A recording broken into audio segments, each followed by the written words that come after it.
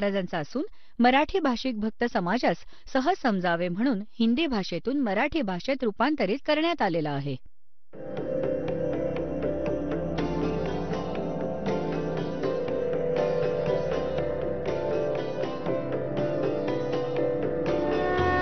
और ज्ञान सब ज्ञानडी कबीर ज्ञान सो ज्ञान और जैसे घोड़ा तोब कायम करता चले मैदान. जगद्गुरु तत्वदर्शी संत रामपालजी महाराजांचे अमृत वचन सर्व पवित्र धर्मांच्या व पवित्र शास्त्रांच्या आधारावर. आणि पुण्य एक पण नाही या पाण्यात आंघोळ करायचं, या तलावात स्नानाचं. यात पहिल्यापासून मासे कासव किती पडली आहेत, यांना मोक्ष नसता झाला. तुझ्या येण्याआधीच हे यात स्नान करतायत तर बोळ्या जीवा. तर अशा प्रकारचे खूप सारे ज्ञान परमात्म्याने त्याला दिलं होतं. त्या आधाराने त्याचं मन यावरून उडलं. ही तर खरंच चुकीची साधना आहे.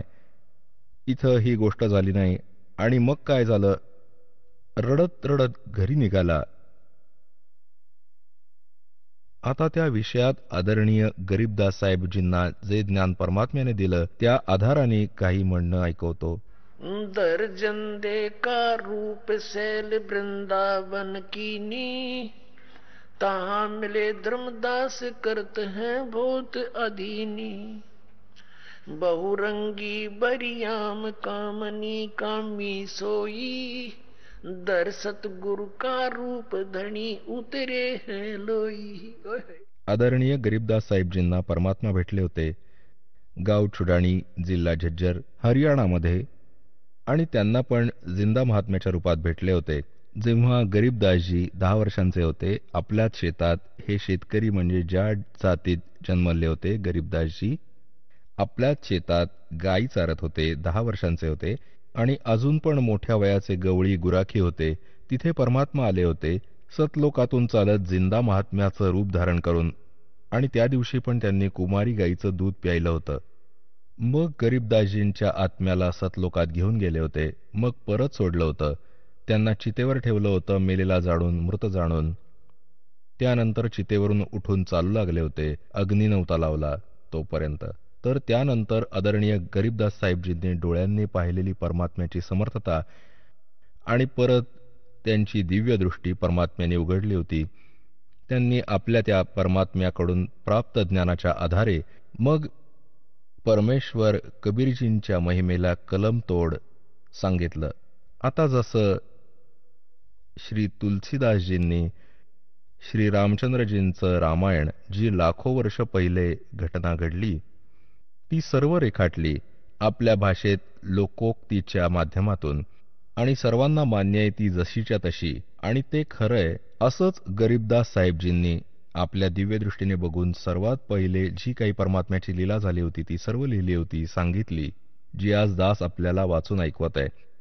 दिव्यदृष्टीचं अंतर असतं. दिव्यदृष्टी काय आहे, जसं दूरदर्शी असते, दूरदर्शी म्हणजे दुर्बीण म्हणतात, त्याची ही रेंज असते. कोणती तर जास्तीत जास्त 1 किलोमीटरपर्यंतचं बघू शकते, एक बघते 100 किलोमीटरचं. तो अशी यात रेंजचं अंतर असतं, क्षमतेचं अंतर असतं. अशीच गरीबदासजींची जी दिव्यदृष्टी होती ती खूप शक्तिशाली होती. त्यांनी लाखो वर्षापूर्वीची किती धर्म, किती युगांपूर्वीची सृष्टीच्या रचनेला पण ॲज इट इज सांगितलं होतं, जे भगवानांनी सांगितलं होतं. तर काय सांगत आहेत आता, परमात्म्याशी परिचित तर होतेच ते. त्यांनी काय म्हटलं, बहुरंगी वरियाम कामनी कामी सोई, दर सतगुरु का रूप धनी उतरे हैं लोई. सद्गुरूचे रूप घेऊन, एक तत्वदर्शी संताचं रूप धारण करून, धनी, धनी म्हणजे खुद्द परमात्मा, सगळ्यांचे परमात्मा. धनी म्हणजे परमात्मा, सगळ्यांचे परमात्मा. ते धनी उतरलेत खाली. ते परमात्मा कबीरजी आले होते. दर्जन दे का रूप सैल वृंदावन कीनी, तहाँ मिले धर्मदास करत हैं बहुत अधीनी.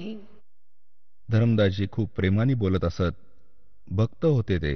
परम उजागर रूप ध्यान बहुरंगी बाना, तहाँ मिले धर्मदास आचार विचार दीवाना. कौन तुम्हारी जात कहाँ से आए स्वामी, पूछे पुरुष कबीर धनी साहेब निकामी.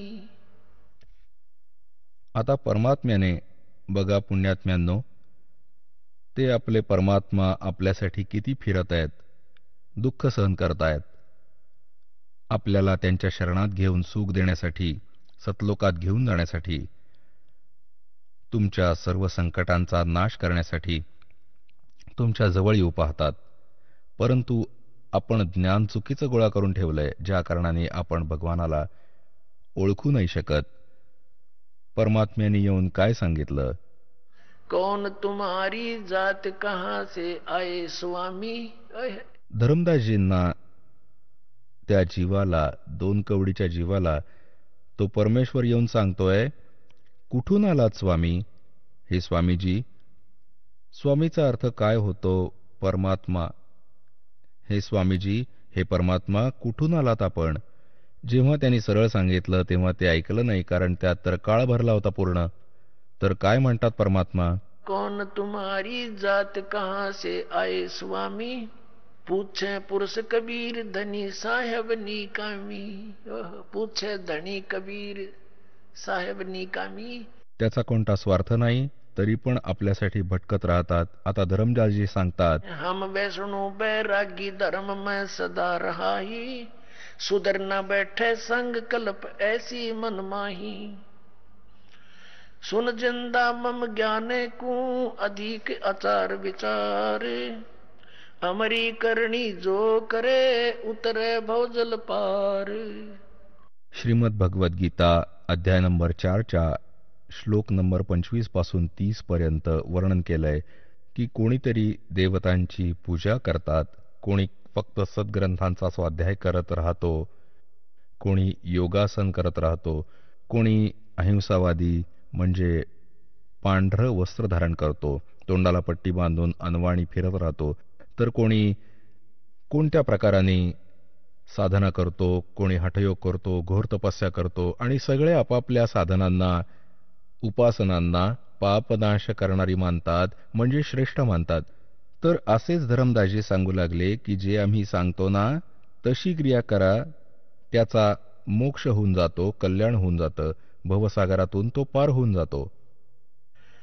सुन जिंदा मम ज्ञान को. धर्मदासजी सांगतात, हे जिंदा महात्मा, हे जिंदा, ऐक माझ्या ज्ञानाला. अधिक आचार विचारे. अमरी करणी जो करे उतरे भवजल पार.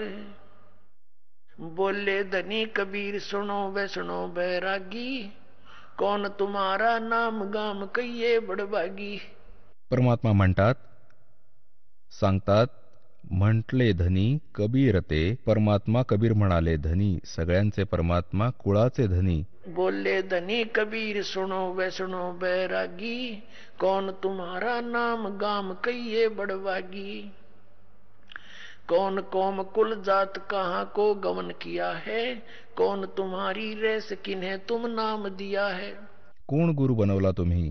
कौन तुम्हारा ज्ञान ध्यान सुमरण है भाई. और कौन पुरुष की सेव कहाँ समाधि लगाई. कोणत्या भगवानाची सेवा म्हणजे पूजा करत आहात आणि कुठे समाधी लावत आहात तुम्ही? को आसन को गुफा के भर मत रहो सदाई. सालग सेवन कीन बहुत अति भार उठाई. तुमचं कोणतं निश्चित स्थान आहे का? कुठे कोणत्या गुहेत राहता का? असेच रमत राम आहात, हिंडत फिरत राहता, आणि शाळीग्राम आपण घेऊन ठेवलाय, खूप वजन उचलून घेतलंय मूर्तीचं.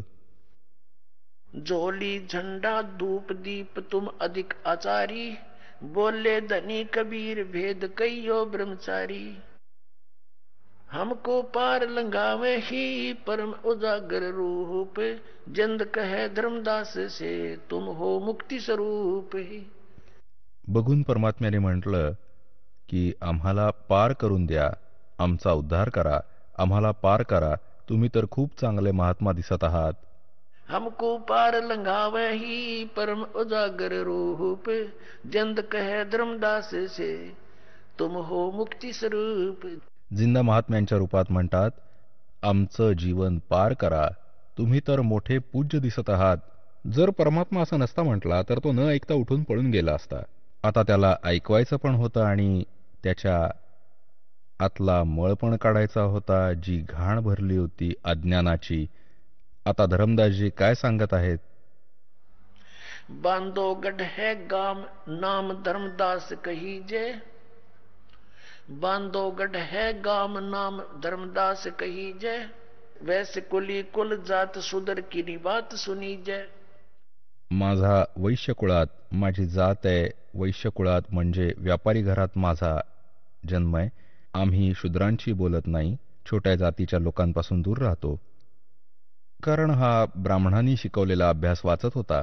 शरगुण ज्ञान स्वरूप जान सालग की सेवा, मल्लाग्री छिड़कंद संत सब पूजू देवा. 68 तीर्थ नान ध्यान कर कर हम आए, पूज्य सालग राम तिलक गलमाल चढ़ाए. धूप दीप अधिकार आरती करे हमेशा, राम कृष्ण का जाप रटत है पूज्य शंकर शेषा. आता आपली विधी सांगायला लागला की आम्ही काय काय करतो. 68 तीर्थांवर स्नान करतो आणि रामकृष्णाचा जप करतो. नेम धर्म से नेह सने दुनिया से नाही, आर उड्डम बैराग और की मानू नाही. सांगतात की मला तर फायनल वाटतं, माझी भक्ती ठीक आहे, ओके आहे, मी काही झालं तरी ठाम आहे माझ्या भक्तीवर. जे गुरुजींनी ज्ञान दिलंय मी दुसऱ्यांचं नाही ऐकणार, मला ज्ञान देण्याची गरज नाही. नेम धर्म से नेह सने दुनिया से नाही, आर उड्डम बैराग और की मानू नाही. सुन जिंदे मम धर्म को वैष्णो रूप हमारे, 68 तीर्थ हम किए है चिन्ना सिरजनहार. की आम्ही 68 तीर्थ केली, मी आता दुसरी फेरी घेतोय आणि मी भगवान मिळवला. आम्ही जाणून आहोत की भगवान कोण आहे, श्रीराम श्रीकृष्ण.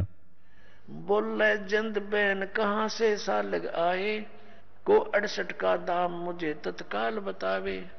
राम कृष्ण कोटों गए, कबीर साहेबांनी सांगितलं, राम कृष्ण करोड़ों मर गए, और धनी एक का एक. जंद कहे धर्मदास से ये बूझो ज्ञान विवेक. आता हे श्रीराम श्रीकृष्ण तर कोट्यांनी गेले आणि तो धनी एकच एक. आता थोडासा जरी विवेक असेल तरी या ज्ञानाला समजून जा. अनंत कोट ब्रह्मांड रचित, सब तज रहे नियारे. जंद कहे धर्मदास से जाका करो विचारे. अनंत कोटी ब्रह्मांडांची रचना करून त्यापासून वेगळ्या सतलोकात विराजमान आहे, त्याचा विचार कर. बोलत है धर्मदास सुनो जंदे मम बाणी, कौन तुम्हारी जात कहां से आए प्राणी. आता बघ, आपल्या वडिलांबरोबर विवाद करत आहे ती भोळी आत्मा. आम्ही तर असेच पडलो अज्ञान युक्त होऊन. आता परमात्मा तर त्याला स्वामीजी म्हणतायत आणि तो स्वामी बनून बसलाय. 2 कवडीचा जीव आणि काय म्हणतो, तुम्ही कोठून आलात प्राणी, हे जीव तू कुठून आलास. धरमदासजी म्हणतायत भगवानाला. बोलत है धर्मदास सुनो जंदे मम बाणी, कौन तुम्हारी जात कहां से आए प्राणी. आता धरमदासजी म्हणत आहेत, सरगुण सेवा सारे है. सेवा म्हणजे पूजा. सगुण जशी मूर्तीपूजा करतात भगवानाची बनवून. सरगुण सेवा सारे है, निर्गुण से नहीं नेहे. सुन जिंदा जगदीश तू हम शिक्षा क्या दे.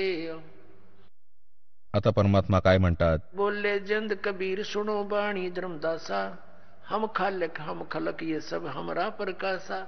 आम्ही जग रचणारे, आम्ही जगत करता आणि हे जग सगळं आमचं बनवलेलं आहे. मी पूर्ण परमात्मा आहे. हमसे चंद्र सूर, हमसे ही पानी और पवना, हमसे धरणी आकाश रहे हम 14 भवना. हम रचे सब पाषाण नदी, ये सब खेल हमारा. अचराचर बहु खान बनी बहुविध 18 बहारा. हम सृष्टि संजोग वियोग विजोग किया बहु भांति. हम ही आद अनंत हम हैं अवगत के नाती. हम ही माया मूल, हम ही हैं ब्रह्म उजागर. हम ही अदर बस हैं, हम ही हैं सुख के सागर. आता भगवानाने तर सारे रहस्य उलगडले, परंतु आपण तर बालबुद्धीचे झालो आहोत. अज्ञान ग्रहण करून परमात्मा समोर बसलेत आणि सांगत आहेत की सगळं मी बनवलंय. ही जी दगडाची मूर्ती घेऊन तू फिरतोयस, जे दगड पर्वत मी बनवलेत, तू आमची पूजा कर. यांना सोडून दे बाबा, आम्ही साहेब सत्पुरुष आहोत. ये सब रूप हमारे जिंद कहे धर्मदास से हम पूर्ण करता रे। बोलत है धर्मदास सुनो सर्वंगी देवा, और दीक्षित पिंड और प्राण कहो तुम अलख अभेवा। एकतर तू परमात्मा म्हणतोस, तुझं पूर्ण शरीर दिसतंय, तो भगवान तर निराकार आहे. जसं घोटून पेला ठेवलाय आमच्यासाठी ही अज्ञानाची भांग, त्याच आधाराने म्हणतो तू भगवान म्हणतोस. स्वतःला धरमदास म्हणतायत आणि तू तर साकार दिसतोस, बोलतोयस, तुझं जेवण खातोस, सगळं काही आहे. नादबिंद की दे शरीर प्राण तुम्हारे, बोलत है धर्मदास सुनो सर्वंगी देवा। दीक्षित पिंड और प्राण, तुझं शरीर दिसतंय, श्वास घेताना दिसतोयस आणि तू म्हणतोस स्वतःला जगत करता.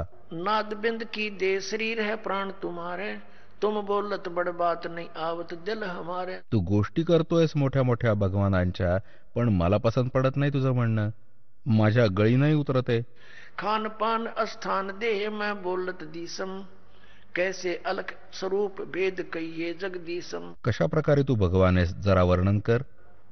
बोलत है जिंद अबंध सकल गट साहेब सोई, हम ही राम रहीम करीम पूर्ण करतारा। कबीर साहेब सांगतात, हम ही बांधे से तू चढ़े संग पदम 18, हम ही रावण मारा लंक पर करी चढ़ाई, हम ही 10 सिर का मारा देवताओं की बंद छुटाई।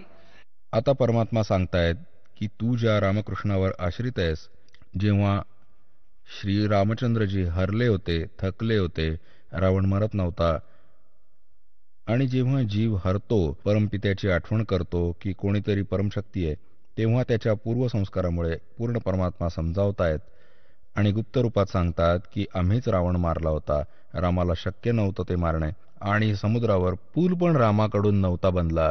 3 दिवस गुडघाभर पाण्यात उभे राहून श्रीराम प्रार्थना करत होते, समुद्राला रस्ता दे दे, रस्ता दे दे. त्यांनी रस्ता नाही दिला. जेव्हा मारायची इच्छा केली तेव्हा समुद्र रूप बाहेर आलं ब्राह्मण रूपात. तेव्हा त्याने सांगितलं होतं की तुमच्या सेनेमध्ये नल आणि नील नावाचे 2 संत आहेत, त्यांच्या हातामध्ये त्यांच्या गुरुदेवाकडून दिली गेलेली शक्ती आहे, त्यांच्या हातून दगड बुडत नाहीत, त्यांची मदत घ्या. त्या दिवशी त्या नल व नीलमध्ये अभिमान जागा झाला. त्यांनी भगवानांची आठवण न करता, गुरुदेवांची आठवण न करत सरळ प्रभुता दाखवायला पाहिली. ते दगड बुडले होते, त्यांच्या हाताने तरंगले नव्हते. तेव्हा परमात्मा स्वतः गेले होते तिथवर, मुनींद्र रूपात आले होते, ऋषी रूपात, कबीरजी, सत्पुरुष. तेव्हा रामचंद्रांनी पाहिलं आणि नल नील यांनी सांगितलं, बघा आमचे गुरुजी आले, ज्यांनी आम्हाला ही शक्ती दिली होती.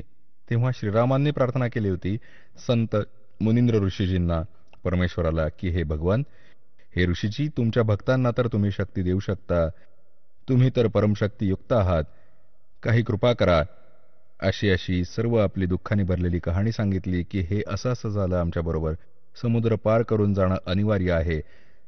तेव्हा परमात्म्याने सांगितलं, एक काठी घेऊन ठेवली होती भगवानांनी, एक काठी, आणि सांगितलं की या माझ्याबरोबर. एका खूप मोठ्या पर्वताच्या 4 बाजूला रेष ओढली की याच्या मधले मधले दगड उचला, हे हलके केले आहेत. तेव्हा ते दगड उचलले गेले आणि मग तो पूल बनवला गेला होता. पुण्यात्म्यांनो, खरेपणापासून आपण खूप दूर आहोत. खऱ्याचं आपल्याला माहित नाही. म्हणतात, जगत का पेख ना पेख्या, धनी का नाम ना लेखा.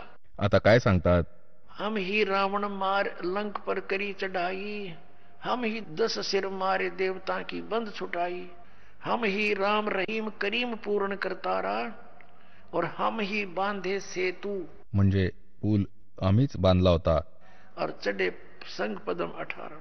बोलत धर्मदास जिंद जननी को थारी, कौन पिता प्रवेश कौन गति रहन अधिकारी, क्यों उतरे कल माही कहो सब भेद विचारी, तुम निज पूर्ण ब्रह्म कहाँ अनपान आहारा, कौन तुम्हारा धाम नाम सुमरण क्या कहिए, तुम व्यापक कलमाही तो कहाँ साहेब रहिए, जिंद कहे धर्मदास सुनो सतगुरु की वाणी, हम ही संत सुजान हम हैं सारंग पाणी. पुढे काय सांगितलंय, हम उतरे तुम काज सोन से किया पियाना, शब्द रूप धर दे समझ बाणी सुर ज्ञान.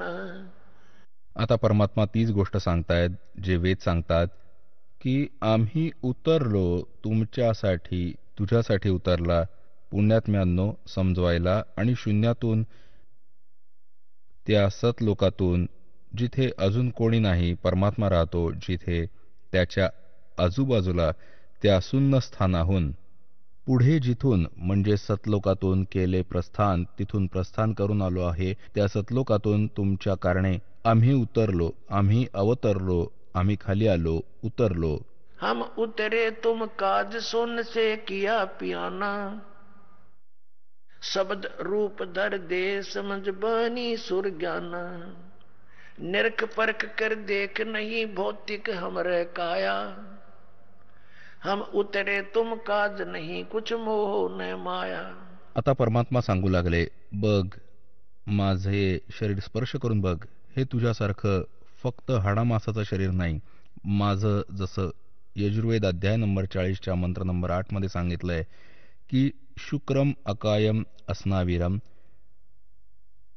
ते कबीर मुनीची त्या परमात्म्याची काया शुक्राने बनलेली नव्हती, मातापिता संयोगाने नाही, नाडीरहित शरीर, त्याच्या शरीराच्या आत स्नायू नाहीये, नाडीतंत्र नाहीये.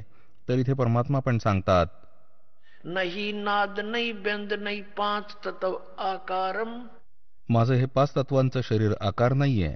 गुड़ीला ज्ञान अमान हंस उतारू पारम, नरक परख कर देख नहीं भौतिक हमरे काया, हम उतरे तुम काज मेरे कुछ मोह न माया. की मी कोणत्या मोहमायेने नाही, इथे ना कोणत्या लालसेने तुझ्याजवळ आलो, आणि निरखून परखून बघ, आमची पंचभौतिक काया नाहीये.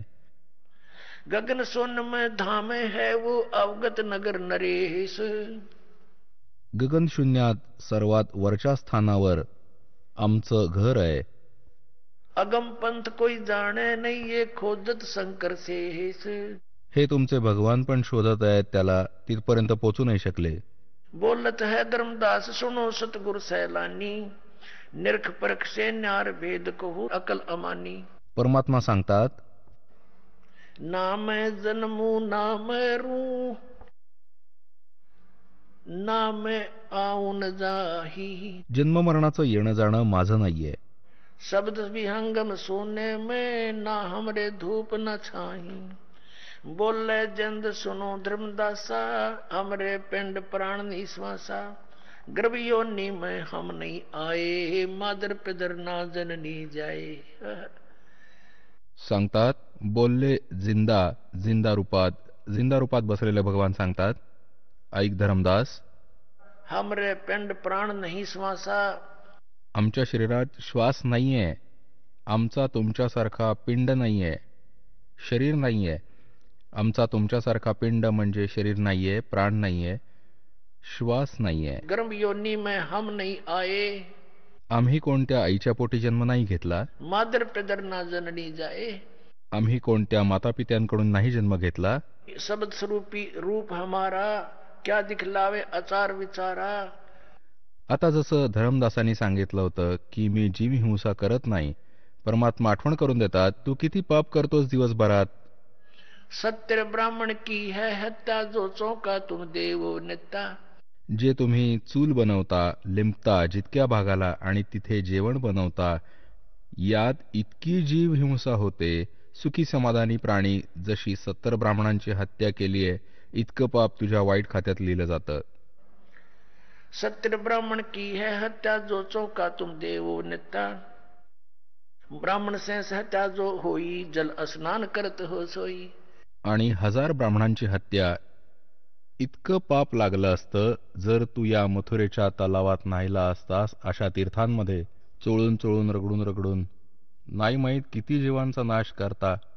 आपल्या साफ पाण्यात घरात बसून नहा, धक्के खात फिरता असे ना कोणत्या गीतेत लिहिले हे 68 तीर्थ करणं. गीतेमध्ये लिहिलंय हरे राम हरे कृष्ण सीताराम राधेश्याम मिलादे. गीता पण वाचता आणि त्याच्या विपरीत साधना करता भगवानाचा तू अपराधी बनलायस, भगवानाचा नियम तोडलायस, शास्त्रविधीचे मनाला वाटेल तसे आचरण करतायस. आता धर्मदास सुन्न झाला. आता पुण्यात्म्यांनो, जेव्हा दुसऱ्या वेळेस भगवान अंतर्धान झाले, त्यानंतर तो रडत चालायला लागला. आता थोडीशी इथे जीवहिंसाबद्दल बघू. सत्तर ब्राह्मण की है हत्या, जो चौका तुम देव नेता। ब्राह्मण सेंस हत्या जो होई, जल स्नान करत हो सोई। पृथ्वी ऊपर पग जो धारे, करोड़ जीव एक दिन में मारे। तुम्ही हिंडायला फिरायला जाता, कामावर जाता, इथे तीर्थावर येता, एका दिवसात करोडो ब्राह्मणांची हत्या करता, करोडो जीव एका दिवसात मारता, हिंडता फिरता करोडो जीव मारता आणि ते तुमच्या वाईट खात्यात लिहिलं जातं. आणि या तलावाचं, या तीर्थाचं पुण्य काहीच नाही, कारण गीतेत प्रमाण नाही, तर ते निरुपयोगी आहे, दंतकथा आहे. आणि तू पाप सारे एकत्र केले, खूप सारे, तर पुण्यात्मा हा मार्ग ठीक नाहीये. परत काय सांगतात? कते खान पान में दमन प्राणी, कैसे पाओ मुक्त निशानी। तू सांगतोस ना, आम्ही जीव हिंसा नाही करत, आणि पोळी खाता, खाण्यापिण्यात पण, बनवताना पण जीव जळतात आणि खायच्या वेळी जीव मरतात, तर म्हणतात तू कसा मोक्ष प्राप्त करणार या प्रकारे. आणि जे मंत्र आहेत तुझे ते किती निरुपयोगी आहेत, ते गीतेमध्ये प्रमाणित नाही आहेत. आता काय सांगतात? आता धरमदासजी, जे परमात्मा अंतर्धान झाले होते, दुसऱ्या वेळी परत वाईट वाटून रडले. हे भगवान, हे तर खूपच वाईट झालं. हे परमात्मा, तावा रोवत धर्मनी नागर, कहाँ गए मेरे सुख के सागर। जेव्हा परमात्मा अंतर्धान झाले तर परत रडू लागला धरमदास.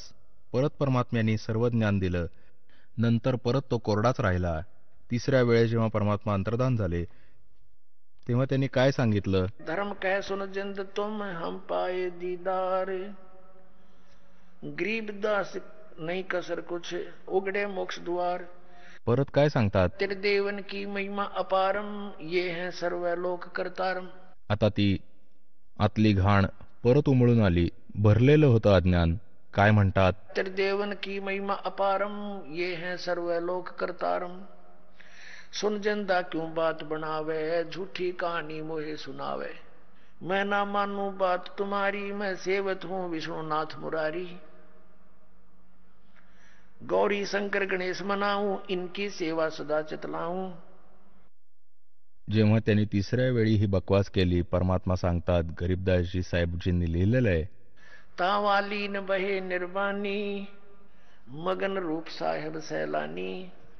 म्हणतात परत परमात्मा तिसऱ्या वेळेस अंतर्धान पावले. छुप गए तावालीन बहे निर्वाणी, और मगन रूप साहेब सैलानी। आता परत काय करतात? धरमदासजी परत चालू लागले घराकडे. म्हणतात, तावा रोवत धर्मनी नागर, कहाँ गए मेरे सुख के सागर। आता हे मन बकवास अवश्य करतं, वादविवाद खूप करतं, जेव्हा त्याला परमात्मा मिळण्याची संधी असते. हे अडलेल्या घोड्याप्रमाणे अडून राहतं. आणि पहिले कोणी जशी पण लोकवेद दंतकथा ऐकवली आहे त्याला सहर्ष स्वीकार केली, असं मानून की हे खरं आहे, आणि इथे खरं काय ते सांगितलं जातं. मग उभे राहतात. कसं? जसं घोडा उभा राहतो ना, तसे. असं कसं? असं कसं? जेव्हा सर्व चुकीचं गोळा करत फिरत होता तेव्हा कोण काय म्हणालं ते स्वीकार्य होतं, कारण त्याला माहीत पडलं की इथे येऊन त्याचं कल्याण होईल. त्यामुळे शेकडो किंतु परंतु भरून ठेवतो, कुरापती भरून ठेवतो, उभं करतो. परंतु हा समर्थ आहे परमात्मा, आमचा परमात्मा मालक आहे, हा कोणताही शंका या मनात नाही ठेवणार, शेवटी त्याचं मन मोडेल. सांगतात, तावालीन बहे निर्वाणी, मगन रूप साहेब सैलानी। तावा रोवत धर्मनी नागर, कहाँ गए मेरे सुख के सागर। परत रडत आहे आणि म्हणत आहे, कुठे गेले सुखसागर? चूक झाली दाता आमच्याकडून, मी खूप वादविवाद केले. बेग मिलो कर हूं अपघाता, मैं ना जीवूं सुनो विधाता। हम जाने तुम दे स्वरूपा, हमारी बुद्धि अंधगर कूपा। हे परमात्मा, मी तर आपल्याबरोबर वादविवाद केले, आमची बुद्धी तर अंधारी विहीर आहे, खोल विहीर आहे, ज्यात प्रकाश नावाची गोष्टच नाही, आणि आम्ही आपल्याबरोबर खूप विवाद केला. आता क्षमा करा माझ्या परमेश्वरा. बेग मिलो कर हूं अपघाता, मैं ना जीवूं सुनो विधाता। हम तो मानुष रूप तुम जाण्या, सुन सतगुरु का किया पियाना। मी तर आपल्याला एक माणूस समजलो होतो, तुम्ही कुठे गेलात भगवान? एक वेळ मला सांगा, मी तिथे येईन. अगम ज्ञान कुछ मोहे सुनाया, मैं नहीं जीवूं अविगत राया। तुम सतगुर अवगत अधिकारी, मैं ना जाना लीला थारी। तुम अवगत अवगनासी साई, फिर मोकू कब मिलो गुसाई। कमर कसी धर्मदास से को पूर्व पंथ पियान, गरीबदास रोवत चले बांधो गढ़ अस्थान। कल्प करे और मन में रोवे, दसों दिशा को वो मगजो है। तडप करे म्हणजे तडपत राहिला म्हणजे तडफडत आहे मनातल्या मनात. पण मन में रोवे और दसों दिशा को वो मगजो है. 10 दिशांना बघतोय, कधी मागे पुढे. भगवान कुठे लपले तर नाहीत ना, इथे जवळपास तर नाही लपलेत, आणि भेटले तर माझं काम होऊन जाईल. कल्प करे और मन में रोवे, दसों दिशा को वो मगजो है. चारी बाजूला बघतात, कुठे वर तर आकाशात नाहीये ना. तर अशा प्रकारे तो आपल्या घरी येतो. आता घरी पोचला तर त्याची पत्नी मोठी धार्मिक होती. तिने विचारलं, भक्तजी कसे परत आलात? तुम्हाला तर अजून खूप वेळ लागणार होता. आलात परत 15-20 दिवसात, 10 दिवसात. 2-3 महिन्यांची यात्रा हा कार्यक्रम होता. कितीतरी तीर्थांच्या फेऱ्या होत्या तुमच्या. आणि धरमदास रडतायत, बोलू नाही काही शकत आहेत. ऐसा वियोग हुआ हमसे ती, जैसे निर्धन की लुट जा खेती. इतकं दुःख झालं त्या पुण्यात्म्याला भगवानाच्या विरहाचं आणि आपल्या नादानीचं, की मी जुलूम केले, वादविवाद करून अनमोल रत्न हातातून हरवून टाकलं. आता इतका शोक करत आहे, ज्या बाळाचे मातापिता दोन्ही मरून जातात, आणि डोकं आपटून आपटून रडतोय. बोलणं बंद होऊन जातं. अशा स्थितीमध्ये घरी पोचला. अश्रूंनी पूर्ण सदरा भिजला होता. त्याच्या बायकोनी विचार केला, भक्तजी बोलत नाहीयेत, काय बाब आहे? आणि इतक्या लवकर यायचं कारण तिनं स्वतः आपल्या बुद्धीने विचार केला, की वाटतंय यांचं कोणी धन लुटलं. जो पैसा यात्रेसाठी घेऊन गेले होते, खर्च तो कोणीतरी चोरलं. चोरांनी चोरी केलेली दिसते, आणि म्हणून हे रडतायत. कारण आमनी देवी, जी श्री धरमदासजींची धर्मपत्नी होती, तिला माहिती होतं की मी थोडीशी कंजूष आहे, आणि भक्तजी धर्मात दोन्ही हातांनी पैसे खर्च करत. तर आमनी देवी कितीतरी वेळा अडवत असत की धर्म हिशोबाने करा, मुलांचे पण पोषण आहे. जरी पैशांची काही कमी नव्हती त्यांना, एक स्वभाव असतो आपला. तर त्या आधाराने तिने विचार केला की कुठे भक्तजी यासाठी रडत आहेत की मीच टोचून बोलेन त्यांना, जाब विचारेन की अजून पैसा नको खर्च, बस झालं तुमचं धर्मकर्म, याकरता रडत असेल की कुठे माझं काम अर्धवट राहिलं आणि ही आता कुरकुर करेल, मानणार नाही. तर ती म्हणाली, हे भक्तजी, तुमचे पैसे कोणी लुटले का? काही हरकत नाही. तुम्ही किती पण पैसे घ्या, मी काही नाही म्हणणार कधी. माझ्यामुळे तुम्ही दुःखी नका होऊ. आणि भगवानाने कोणती कमी ठेवली आहे का तुमच्यासाठी? इतकं धन देऊन ठेवलंय, अजून घेऊन जा धन, तुमचं काम पूर्ण करून या. आता तो रडतच राहिला, आणि तिचं ऐकत पण होता. रडत खूप वाईट तऱ्हेने. खूप वेळानंतर त्याचे हुंदके बंद झाले. हळूहळू रडत रडत सांगायला लागला, आम्ही हे नेलेले भौतिक धन माझं नाश झालं असतं तर मला कोणतं दुःख नव्हतं, आणि घेऊन गेलो असतो तुझ्याकडून प्रार्थना करून, याचं दुःख मला नाहीये. माझ्याकडून आज असं धन हातातून निघून गेलं, आता कदाचित मला ते मिळेल की नाही, मी इतका नीच आहे. आणि मी असे त्या महापुरुषाच्या बरोबर असा जो वाद केला, आणि 3ऱ्या वेळी त्याच्याबरोबर मी विवाद करून हातातून घालवलं. आता तो भेटेपर्यंत जीवात जीव नाही. परत त्याने हळूहळू जेव्हा मन शांत झालं, कामिनीजींना सर्व मागची घटना होती ती सर्व ऐकवली. आमनी म्हणाली, तुम्ही तर बुद्धिमान व्यक्ती आहात. आता लालाजी तर व्यवसायात निष्णात असतात. तुम्ही या सौद्यात कसे चुकलात? रामकृष्ण भगवानांबरोबर आपलं कोणतं नातं होतं? ज्ञान दोघांकडून ऐकलं होतं. हे भगवान आहे ते मानायला लागले होते. आपल्याला तर भगवान पाहिजे होते, आणि आपण विवाद नव्हता करायला पाहिजे होता. अजब अशी कथा सांगत आहात, प्रमाण सांगत आहात, आणि गीतेत आपण रोज वाचतो. तो सांगत होता की तो भगवान तर कोणी दुसराच आहे. गीता सांगणारा स्वतः म्हणतंय, तरी पण तुमचे डोळे नाही उघडले. तर धरमदास सांगतात की आयुष्यात पहिल्यांदाच नुकसानीचा सौदा करून आलोय मी. आजपर्यंत मी हारलो नव्हतो. नुकसानीचा धंदा केला नव्हता. आम्ही यासाठी रडतोय की मी जालिम व्यक्ती आहे. त्या परमात्म्याचा काय स्वार्थ होता? आता रडतोय तेव्हा माझ्या मनात अभिमान भरलेला होता की मी महात्मा बनलो. या महात्मापणामुळे बुडीत गेलो मी. मीपणाने बुडवलं. आता 6 महिने होऊन गेले. रोज रडतोय. आणि बाहेर बसला दरवाजात असा, जशी भिल्लेण श्रीरामाची जी वाट बघत होती असं बघत. आणि कुठून तो महात्मा कोणी पण दिसले तर पळत जाऊन जवळ जाऊन बघे. नाही, हा तर नाही. परत खूप रडत असे. खाणे पिणे सोडले. किती कमजोर शरीर झालं. जवळपास जिथे कुठे कोणत्या साधू संतांचा उल्लेख ऐके जंगलात, जवळपास नगराच्या कुठे येऊन बसत होते संत लोक, तिथे जायचा, त्यांच्याशी बोलायचा. एके दिवशी कळलं, चांगले महात्मा आले आहेत, मोठ्या ज्ञानाचा प्रचार करतायत, वनात बसले आहेत. ते असे असे तलावावर. तिथे गेला, नमस्कार केला. त्यांनी पाहिलं, असू शकेल रूप बदलून आले असतील. त्यांनी ओळखण्यासाठी प्रश्न केला की ब्रह्मा विष्णू महेश यांचे मातापिता कोण आहेत? काय ब्रह्मा विष्णू महेश यांचा जन्ममृत्यू होतो? तर त्या महात्म्याने म्हटले, नाही, ते तर अजरामर आहेत, सर्वेश्वर आहेत, महेश्वर आहेत. ओळखलं की चुकीचा नंबर आहे. त्याने म्हटलं, हे तर नाहीत, चुकीचा नंबर आहे.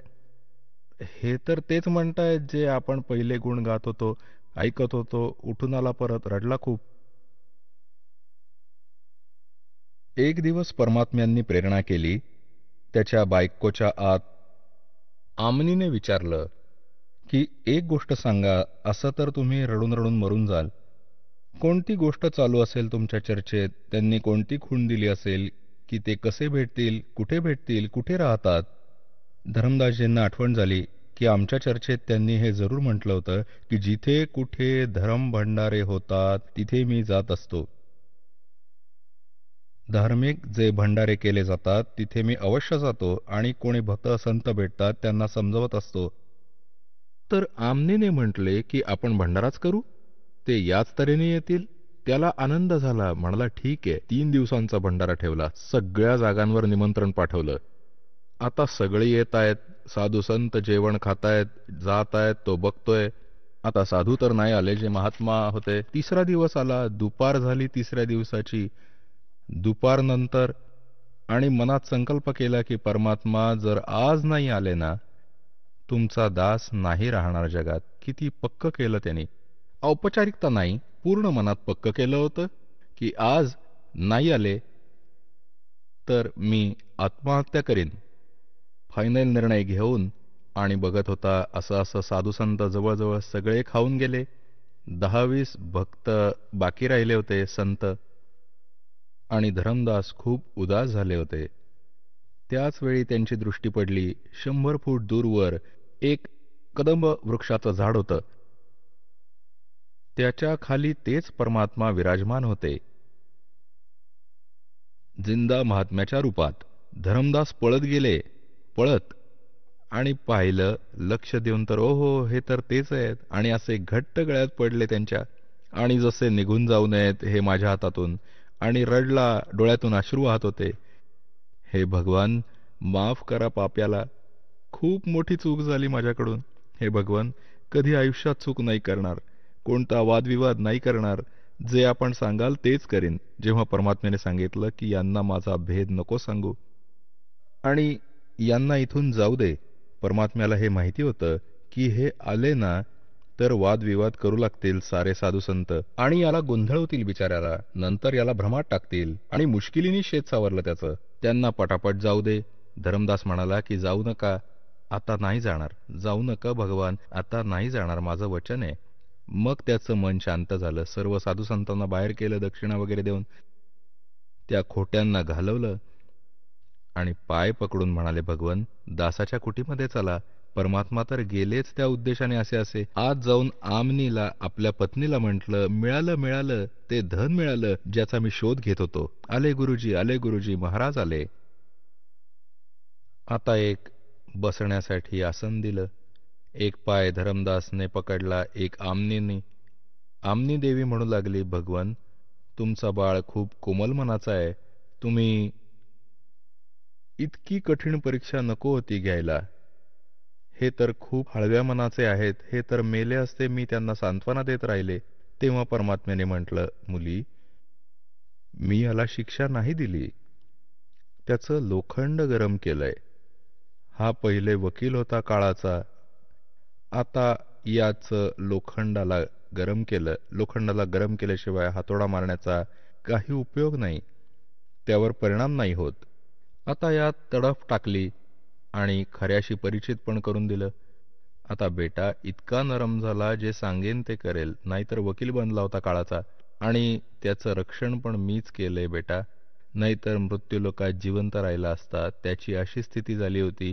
परंतु यात काळ शिरला होता पायापासून डोक्यापर्यंत, आणि हा अज्ञानाने ओतप्रोत होता. पूर्ण कथा ऐकली. दोघांनी उपदेश घेतला. परमात्म्याने म्हटलं, मी परत येईन कधीतरी. तिकडून काय झालं की परत परमात्मा दुसऱ्यांदा आले. ज्ञान ऐकवलं. धर्मदास म्हणायला लागला, भगवन, तुमचा तुमचा लोक कुठे आहे? कुठून येता? कुठे तुमचं ठिकाण आहे? एकदा या दासाला त्याचं दर्शन करून द्या. मी पण तुम्हाला भेटत राहीन. परमात्म्याने म्हटलं, ठीक आहे भाऊ.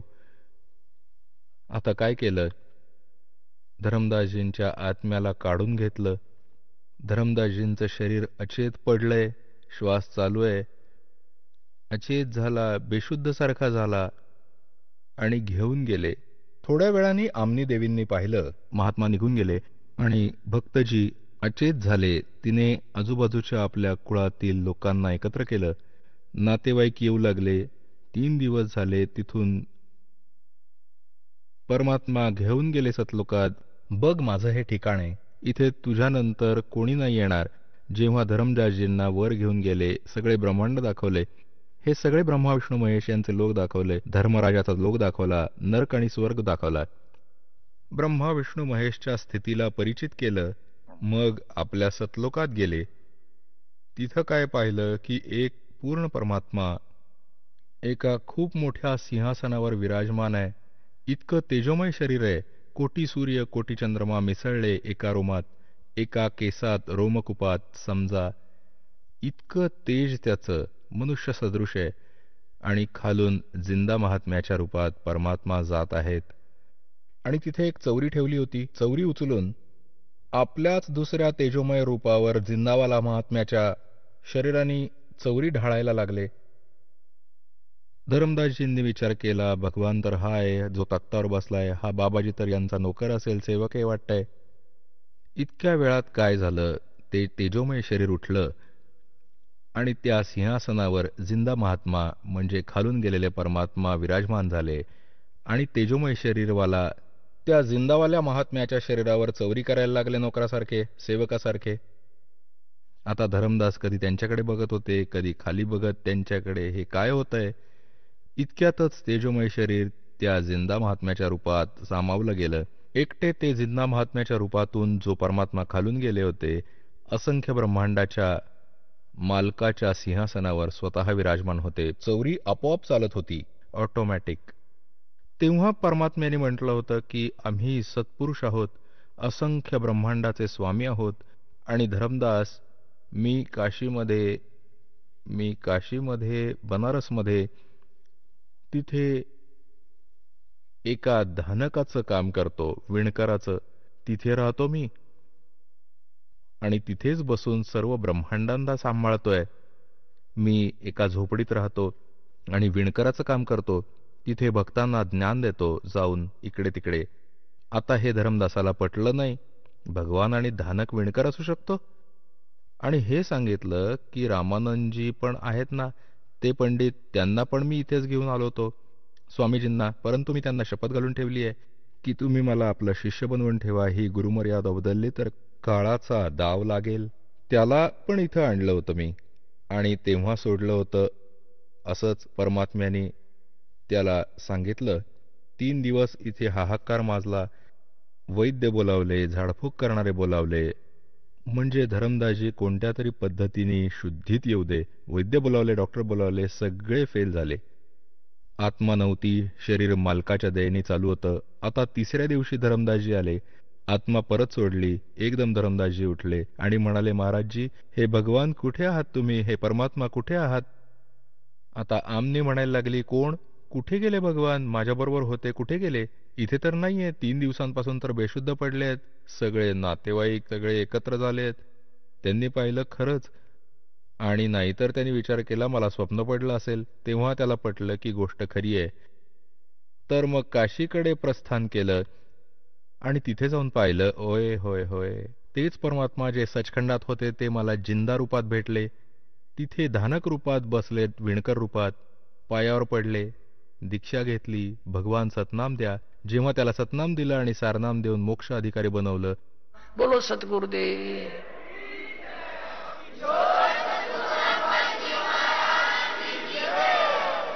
चला आता आपण त्या श्रद्धाळूंचे अनुभव जाणून घेऊयात, ज्यांनी जगद्गुरू तत्वदर्शी संत रामपालजी महाराजांकडून दीक्षा प्राप्त केलेली आहे, तसेच त्यांच्याद्वारा सांगितलेल्या भक्ती मार्गावर चालत आहेत. नमस्कार. सतसाहेब. आपलं नाव? अनिल दास जयदेव पाटील. आपण कोठून आलात? मुक्काम पोस्ट अंचाडी, तालुका जिल्हा धुळे. आपला व्यवसाय काय आहे? माझा व्यवसाय शेती करणे हा आहे. आम्ही वडजोपार्जी शेती करत आहोत. संत रामपालजी महाराजांची गुरुदीक्षा आपण कधी घेतली?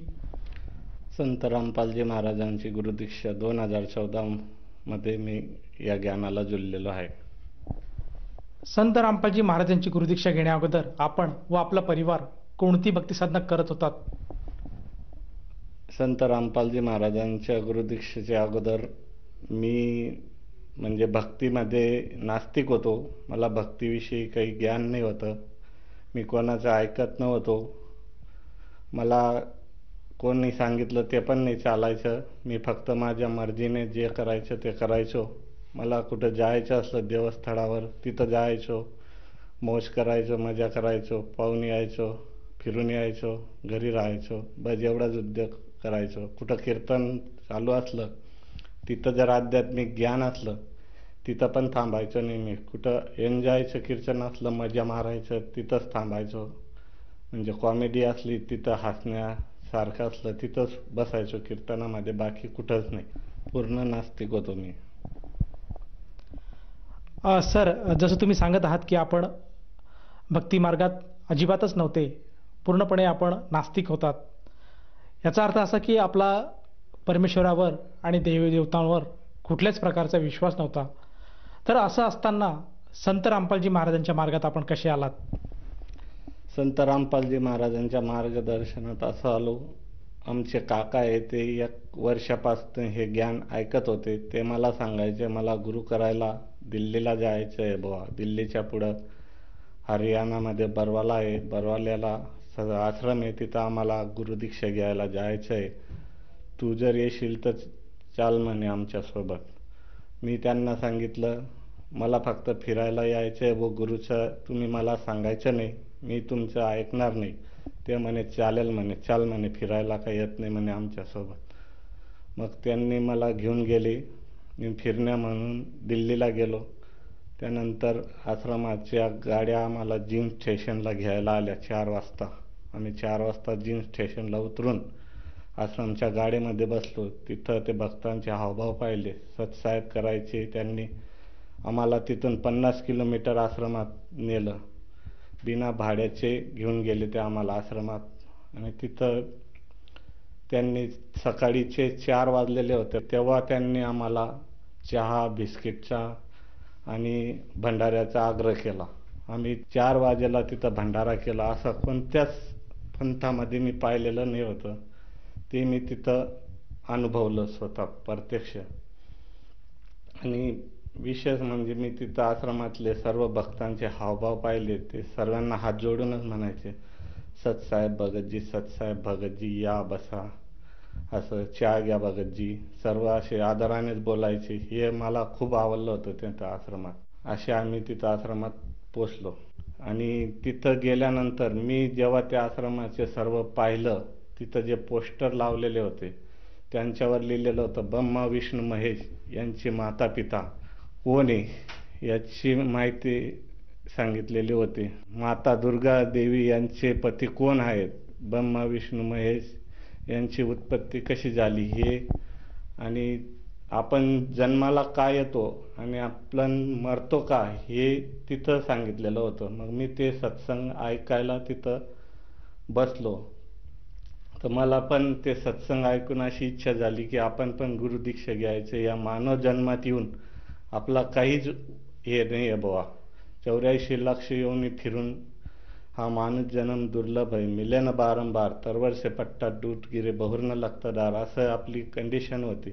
मग हे ज्ञान जेव्हा मला झालं, मग माझ्या पण आत्म्यात इच्छा झाली की आपण पण गुरुदीक्षा घ्यायची बुवा.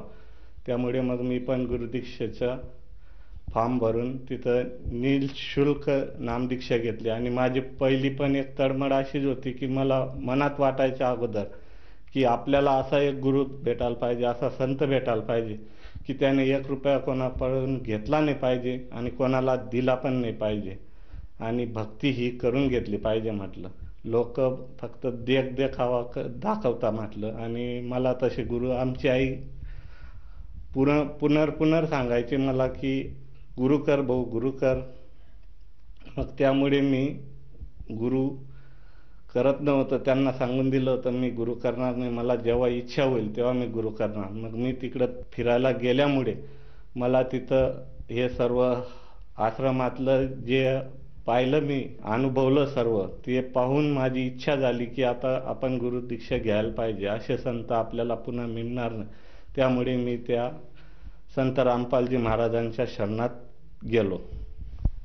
सर, जसं तुम्ही सांगत आहात की आपण पूर्वीपासून नास्तिक होतात, कुठल्याही प्रकारच्या गुरुवर आपली श्रद्धा नव्हती, परंतु जेव्हा आपण संत रामपालजी महाराजांच्या आश्रमात गेले आणि तिथलं जे वातावरण आपण बघितलं, त्या भक्तांचं वागणूक आपण बघितली, त्यांचं आचरण बघितलं, त्यातनं आपल्याला असा बोध झाला की आपण गुरुदीक्षा घेतली पाहिजे.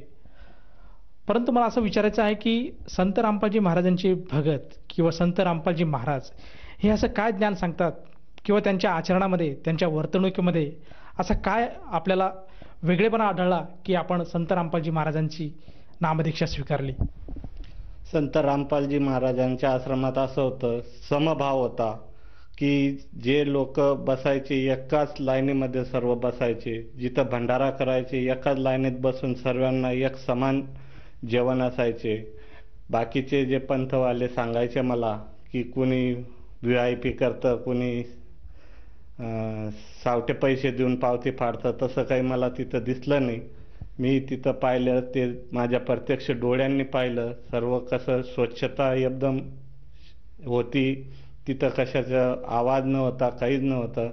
हे मला खूप आवडलं होतं तिथलं, म्हणून मी तिथं नामदीक्षा घेतली. हे भक्तांचे, आणि भक्तांमध्ये एक आदर होता सर्वांमध्ये. सतसाहेब हात जोडूनच करायचे, हा आदर मेन होता भक्तांमध्ये.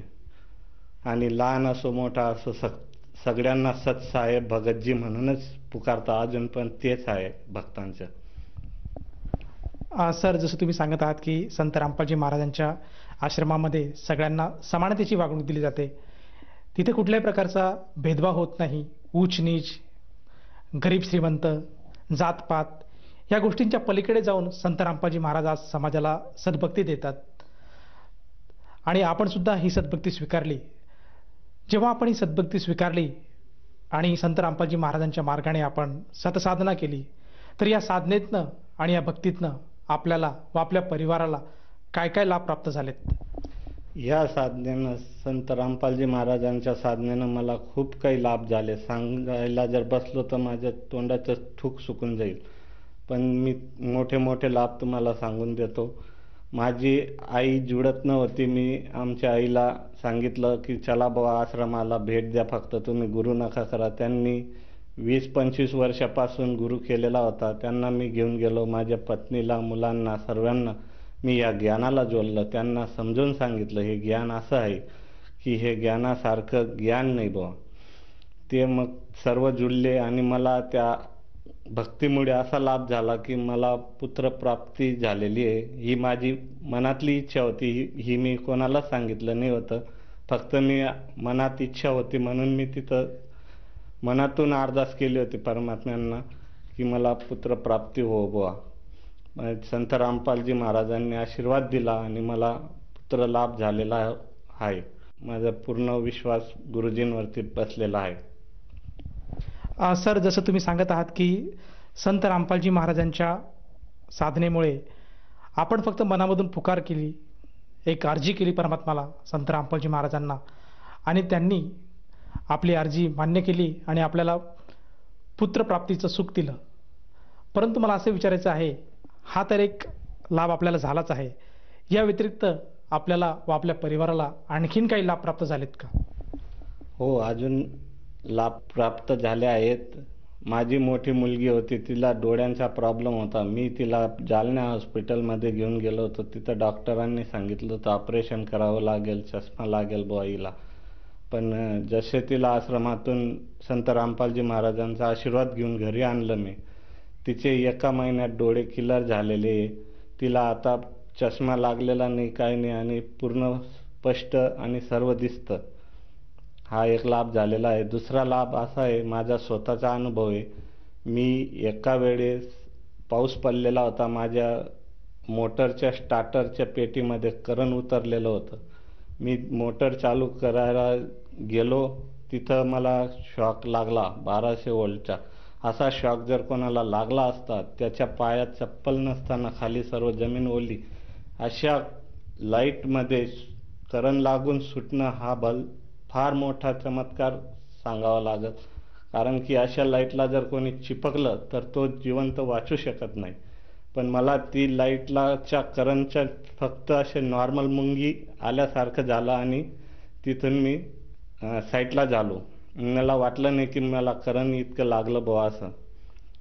हा खूप मोठा लाभ आहे. त्यानंतर मी माझ्या आईसोबत बैल घेऊन जात होतो. बैल असा विहिरीच्या जवळून जात असताना बैलाचा झोल असा विहिरीमध्ये जात होता. मी पाहिलं स्पष्ट.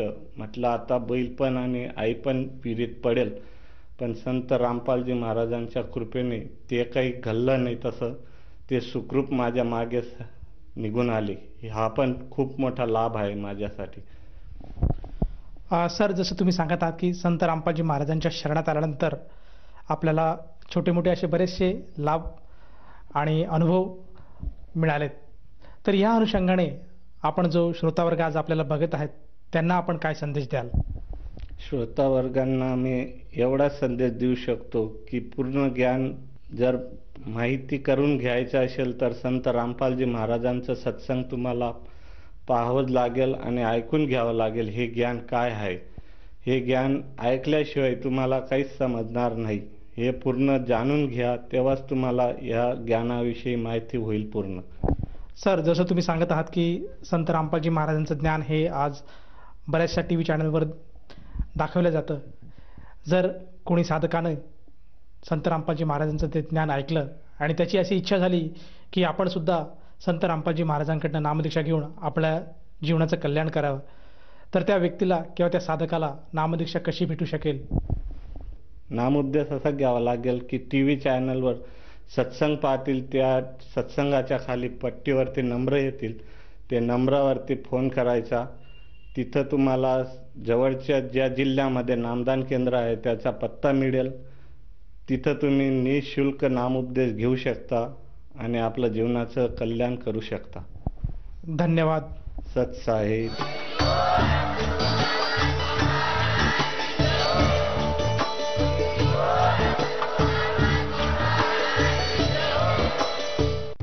आपण ऐकत होता जगद्गुरु तत्वदर्शी संत रामपालजी महाराजांचे मंगल प्रवचन.